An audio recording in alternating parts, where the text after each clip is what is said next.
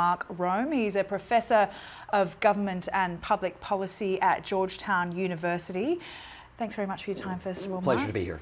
Now, we've heard from Democrats. They've turned to the president's conduct towards Ukraine in the second day of these arguments. Adam Schiff has said that Trump has felt emboldened by getting away with Russian interference. Do you think that that's the case here? Trump will push the envelope, and he will keep pushing that envelope until he is made to stop. So unless the Democrats in Congress can crack down on him, he's going to move forward. So do you think this is a case where he thought, well, it looks like I could have got away with what happened with Russia, or if something happened with Russia, yes. maybe I'll just keep going His here. conversations with Ukraine came immediately upon the release of the Mueller report, which he claims totally and fully exonerated him. Having said that, he tried to advance his political career and advance his electoral prospects yet further in Ukraine. Yeah. Just as we heard from our reporter John there, Adam Schiff and the other House managers are working really hard to defend the impeachment trial that happened in the House. They're going methodically. Thank you. Yes, you're welcome. Wow. Going through the timeline of events that connected Trump to his alleged improper conduct.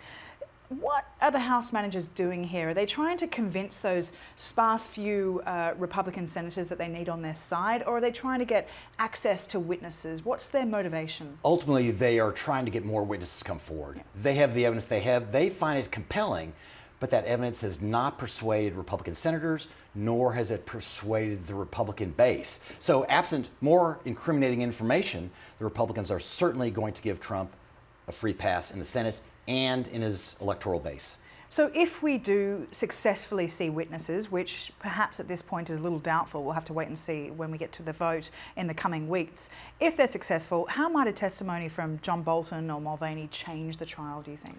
The Republicans want to avoid additional witnesses because the additional witnesses, I think, will inevitably produce additional evidence that Trump knew what he was doing and sought to exploit Ukrainian weaknesses to advance his political career.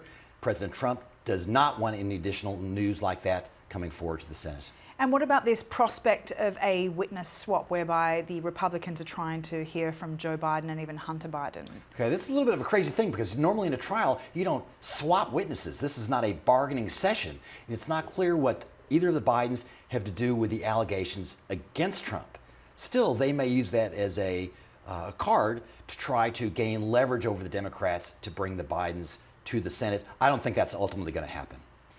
Now, in conversations with just everyday people, political voices, opinion op-eds, there are a lot of people who believe that Trump's dealings with Ukraine was perhaps inappropriate, but in no way a crime. Why is there such a divergence in regards to what constitutes an impeachable offence, rather? Well, the Democrats believe the evidence and the legal theory is clear that Trump's actions rise to the high crimes and misdemeanors. The Republicans are saying no crime, no legal crime, therefore he should be exonerated. If that's the case they're going to maintain.